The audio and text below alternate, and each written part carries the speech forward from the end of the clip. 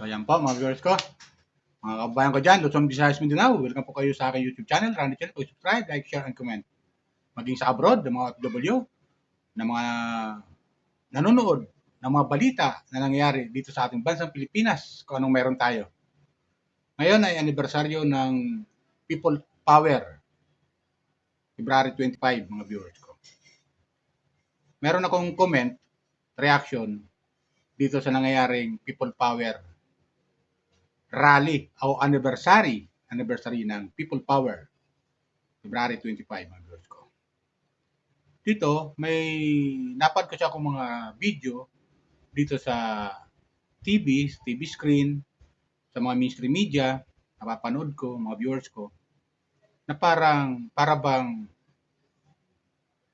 napapansin ko lang ha, ewan ko lang kayo mga viewers ko, napapansin ko lang, yung mga rally ay hindi na masyadong kinakagat ng taong bayan. Hindi na masyadong kinakagat o sinusuportahan. Yung mga nag-organize ng mga rally ay hindi na masyadong sinusuportahan ng taong bayan. Ngayon, ano ang kandito? Ano ang masabi niyong indikasyon dito? Ito ba'y masabi natin na yung taong bayan ay nagsasawa na sa mga panawagan ng iilan na mga plastic o mga orokan, ang mga pagmumukha ng iilan. Tapos sa mga kababayan natin, aalukin nila na sumama sa kailang mga rally. Pero bandang huli, kung nakaupo na sila, o sila na nakapwesto, ang kababayan natin ay iniiwan na sa ere. Yung bang pakiramdam natin mga viewers ko, bakit wala nang sumasaling taong bayan o hindi na masyadong naniniwala sa kailang mga palamuti, sa mga matatamis na mga pangako sa ating taong bayan. Kaya siguro hindi na sila masyadong naniniwala sa mga iilan, na lalo na ilang mga politiko o yung may mga interest, may mga pansariling interest lamang, ay hindi na sila naniniwala ang taong bayan. Kaya mapapansin natin sa mga nagdaang mga rally ay wala na yung suporta ng taong bayan. Humihingi sila ng tulong sa taong bayan, ng suporta, pero pagdating na nakapwesto na sila, itong mga plastic, itong mga makasarili na iilan ay bandang huli iiwan din yung taong bayan. Di ba? Ano yung panawagan nila? Sigaw, yung mga korap, tumataas ang korupsyon. Daw, sabi nila, tumataas daw ang korupsyon. Pero, umuusad naman yung bansa. Kahit pa paano. Maraming mga batas na mga pinapatupad ang ating mga mambabatas mula sa Kongreso at saka sa hanggang Senado. Kontento naman tayo sa mga batas na pinapanukala nila na pinapatupad nila at napipirmahan naman ng ating Pangulo. Di ba? So ano pang hinahanap nila? Gusto nila agad-agad. Tapos may sumisigaw. Pababain sa pwesto ang ating Pangulo. May mga ganun sumisigaw. Tanggalin ang mga korap. Tama naman yun. Tanggalin ang mga korap. Pero walang suporta ng taong bayan na. Wala nang suporta ng taong bayan. Iilan na lang sila. Ito ba'y indikasyon na ang taong bayan ay nagsawa na sa mga pagmumukha nila? O nagsawa na sa mga palamuti at matatamis na pangako sa kanila kaya hindi na sila sinusuportahan ng taong bayan? Ganun ba yun mga viewers ko? Mga kapwa viewers? Comment lang kayo ha, dito sa aking YouTube channel. Comment lang kayo at subscribe lang po kayo. Indikasyon ba to na ang taong bayan ay nagsasawa na sa kanilang mga pangako na hindi naman natutupad? Lalong-lalo na sa mga taong mga plastic at mga urukan ang mga pagmumukha. Indikasyon ba to kung bakit hindi na sumusuporta ang taong bayan? At pag nag-organize sila ng rally, ay wala na ganong taong sumusuporta sa kanila? Ganun ba yan mga viewers ko? Ito yung ipapakita kong video upload dito mga viewers ko sa napanood ko dito sa ano to sa dito sa ano to sa YouTube mga viewers ko sa nangyayaring rally ngayon February 25. Ito papanood ko. Papakita ko sa inyo kung gaano karami ang taong sumusuporta na lang sa kanila. Ito mga viewers ko. Panoorin natin.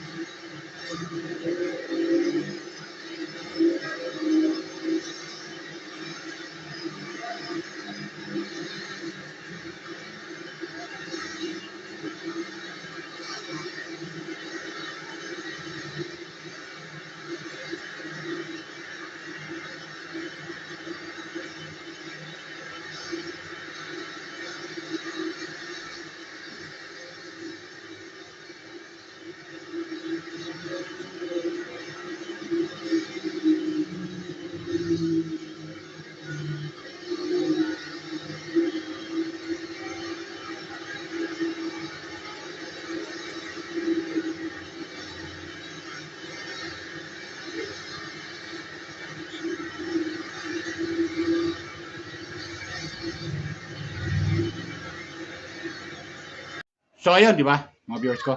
Napanood natin, kukunti na lang ang sumusuporta sa kanila. Kumbaga sa kuan, sa salitang kalye ha, parang nilalangaw na lang. Nilalangaw ang kailang mga rally sa ngayon. Yan ba'y pag-aaksayahan pa ng taong bayan na suportahan sila? Hindi na. Bakit? Uunahin pa namin maghanap buhay. Unahin namin maghanap ng makakain namin sa araw-araw kaysa makisali kami sa inyo dyan. Buti pa kayo dyan na nagrarally ay may makakain kayo kahit papano. Eh kami, taong bayan, nagugutom. Nagugutom. Sa kalinga ng ating gobyerno. Di ba ganun yan, mga viewers ko? Kaya siguro hindi na sumusuporta ang taong bayan sa mga rally nila dito sa mga nag-o-organize ng mga rally. Dahil na rin siguro nagsawa na ang taong bayan sa kararally. Ilang presidente na nagdaan, mga viewers ko? Ilang presidente na nagdaan? Simula kay Cory Aquino hanggang ngayon, hindi na masyadong sinusuportahan ng mga tao, ng taong bayan ang mga rally nila. Di ba? Hindi na sila pinaniniwalaan dahil yung ilan dyan na mga organizer at yung ilan dyan na mga nagsasalita ay puro plastic, mga viewers ko. Mga plastic. Di ba? Sa madaling salita, mga urukan yung mga pagbumukha nila. Nagsasawa ng taong bayan sa kailang mga palamuti. Dati-rati, sumasama-sama ako sa rally, aminin ko sa inyo yan. Nung People Power, nung panahon ni Cory, bata pa ako, tatandaan ko. Sumasama-sama ako sa rally. Pero doon ko naranasan, mga viewers ko, doon ko naranasan magutom. Pag may dumating na pagkain, nagkipag-agawan ako dahil sa halos pag di ka magkipag-agawan, magugutom ka, mamamatay ka sa gutom doon. Sa rally na yan. Kaya siguro yung tao, dalang-dala na sa kanila. Dahil nagugutom lang din sila. Di unahin nila yung maghanap ng makakain kaysa makisali pa sa kanilang gulo o sa kailang pagrarally. Di ba ganun yun? Kaya mapapansin natin mga Virgo, hindi na gaano sinusuportahan ng taong bayan yung mga rally nila. Kahit sino pa mag-organize ng rally. Tapos ang panawagan, ipababain ang presidente. Sinong presidente ang umupo? Simula kay Cory. Sino nung naging presidente? Pinabababa nila. Hanggang sa ERAP, napababa nila. Di ba? Napababa nila yon. Nagtagumpay sila doon. Dahil sumuporta ang taong bayan doon. Nagtagumpay doon. Pero simula kay ERAP, wala nang sumunod na nagtagumpay. O, di ba? Wala nang nagtagumpay gaano. Pabababain nyo, maglalagay kayo ng ibang tao naman ulit. Panibago, pabababain na naman. Yan ba yung gusto natin? Wala nang katahimikan eh. Kaya yung taong bayan, hindi na masyado sinusuportahan yung mga ganyan kasi wala nang katahimikan yung nangyayari dito sa ating bansa. Dahil itong mga ilang mga organizer na masabi kong sa mga rally, nag-o-organize sa mga rally, ay pinababayaan din namin taong bayan. Eh siyempre, ako, sasali ako sa mga ganyan rally, magugutom rin lang ako, unahin ko na maghanap buhay ako. Magtinda lang ako ng ice candy. Di ba ganun yun? Kita pa ako. Kaysa dyan sa rally na yun, ubusin ko yung oras ko. Wala akong kita. Bakit? Magugutom pa ako. Bakit? Wala. Nga. Di ba? Ito kasi mga taong ito, ng sa rally, yung mga nag-organize, wala kasi ito kabusugan. Hindi sila kontento sa nangyayari sa ating bansa. Kaming taong bayan, kontento na kami kung anong meron kami. Basta meron lang pinapatubad ang ating gobyerno, kung anong meron nandyan. Kontento na kami. Di nyo napapansin, pagdating sa ayuda, kahit 3 kilo lang ibahagay nyo sa amin, ang ngiti namin hanggang tainga na. Kahit paano, meron kayong makakain. Ayan ang mga rally na. Subukan nyo yung mga rally na yan. Gawin nyo yan. Bawat rally ninyo, pambigyan nyo lahat ng tao dyan, tatatlong sakong bigas yan. Pag hindi dinumog ng taong bayan yan. Subukan nyo magbigay ng 3 sakong bigas. Bawat tao. Pag hindi dinumog ng taong bayan yan, maniwala kayo sa akin. Pero sa wala eh. Wala. Nagugutom ang taong bayan. Tapos, yung mga nag-o-organize na, mga plastic pa. Mga urukan yung mga pagmumukha. Nakakasawa na lang. Paulit-ulit na lang, gano'n na lang. Di ba? Ganun yung mga gusto. Comment lang kayo kung tama yung sinasabi ko. Kung bakit hindi na sila sinusuportahan ng taong bayan. Kasi nga, ang taong bayan ay nagugutom. Tapos sasama-sama pa sa kanila dyan. Di magtinda na lang ako ng ice candy. Magtinda na lang ako ng basahan. Kikita pa ako. Kaya dyan. Ano kikitain mo dyan? Nga. May balita kasi dyan, sabi nila, yung ilan ha? Iso bayaran. Totoo yan, walang bayad yan. Yung rally na yan, walang bayad yan. Aminin ko sa inyo, kasi ako nakaranas ako ng rally na yan, ni singkong duling wala ako natanggap dyan. Kaya masabi kong, maaari siguro may kumikita na ilan, mga organizer. Pero binubulsa lang siguro. Yung taong bayan, wala. Gutom. Di ba? Gawin nila ngayon, mag-rally sila, mag-organize ngayon sila. Lahat ng tao na sasali dyan, aabutin ng 4 na milyon na tao. Bawat isang tao, bigyan nyo ng 4 sakong bigas o 3 sakong bigas lang. Siguro, sasamahan kayo ng rally. Sasamahan kayo sa pagrarally ninyo. Pero kung wala, nga. Di ba ganun yung mga viewers ko? Kaya yung rally ngayon na nangyayari sa kasalukuyan, simula noon, kay ERAP hanggang sa panahon natin ngayon, ay wala na gano'ng sumusuportang taong bayan kasi nagugutom ang taong bayan. Ang kumikita lang yung mga organizer. Yan lang yung aking comment, mga viewers ko. Comment lang kayo kung tama yung sabi ko. Kasi ako naranasan ko yan, sumama dyan sa mga rally-rally na yan. Sa totoo lang, gutom lang ang inabot ko. Tapos sasabihin may bayad daw. Wala naman. Dahil bawal sa batas. Bawal sa batas ang isang tao o sumali sa rally sa ganyan, bawal 'yan na magbabayad sila sa mga tao. Bawal kung tutuusin. Alam ko bawal 'yan eh. Kasi yung ang huhulihin kasi diyan yung nagbabayad. Ewan ko lang kung tama. Pagkakaintindi ko ha. Kasi kung talagang gusto mong sumali sa rally, ay kusang loob mo 'yan. Hindi mo kailangang bayaran ang pinaglalaban mo. Di ba ganun yun? Di ka lang bayaran ng pinaglalaban mo. Pinaglalaban mo eh. May pinaglalaban kayo eh. Na pagbabago. Pero ito na tayo eh. Okay naman yung takbo ng ating ekonomiya. Nakikita ko naman. Hindi sa, hindi ako masabing makamarkos ako. Ito ay damdamin ko bilang isang mamamayan. Kung ano nang itong kasalukuyan nating presidente, tanggapin na natin. Binoto ng 31 million mahigit. Di ba? Tanggapin na natin. Tumulong lang tayo sa sa ekonomiya. Pag tumulong tayo sa ating gobyerno. Di ba ganun yun? Basta maganda yung pamamalakad ng ating bansa, ng ating Pangulo sa ating bansa, ano problema? Di ba? Lahat naman ng katulad yan, may batas silang panibago na yung batas na ang isang mga kababayan natin na pag nauospital zero billing na ang mga kababayan natin sa mga public hospital. Ayun kung tama ako mga viewers ko, kung tama ako ha. Kasi dati, talagang ultimo pang bibili ng gamot, wala kang pambili ng gamot, ang pasyente mo wala, matutudas ka agad sa ospital. Kasi wala ka pambili ng gamot.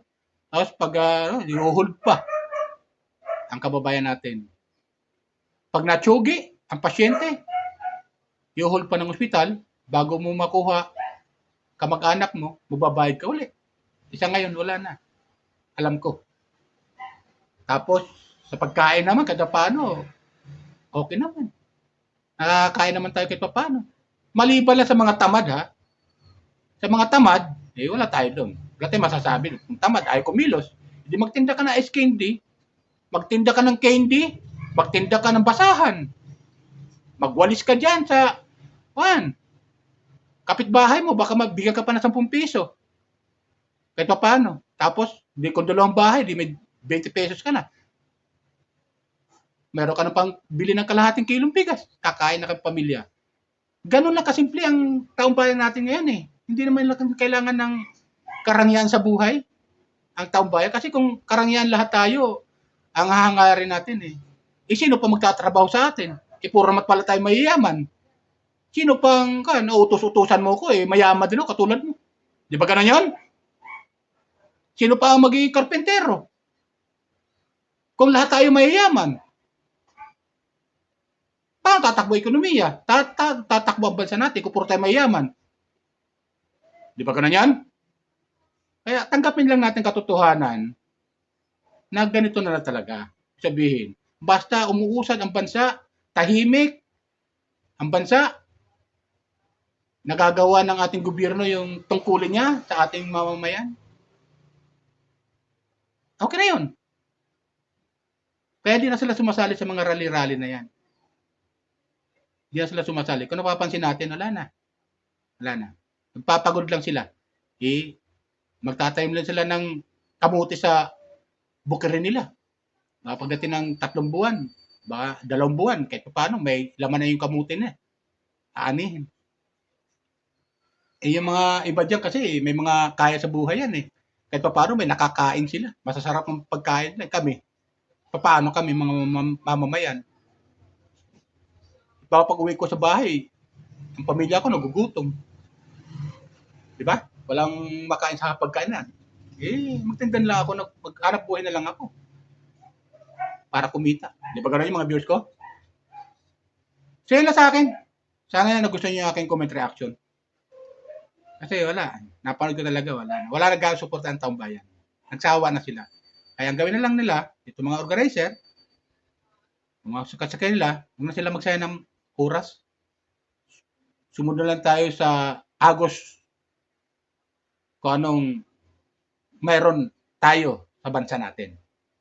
Tanggapin natin ang ating Pangulo, andyan naman. Handa naman tumulong sa ating mga mamamayan. Kahit paano, nagagawa naman yung trabaho niya. Hindi man tayo pinababayaan. Okay na yan.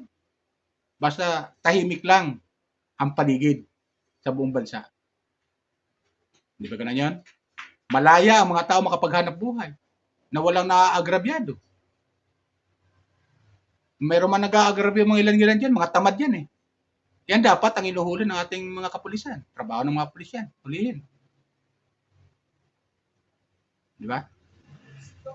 Ganun lang kasimple. So yan lang.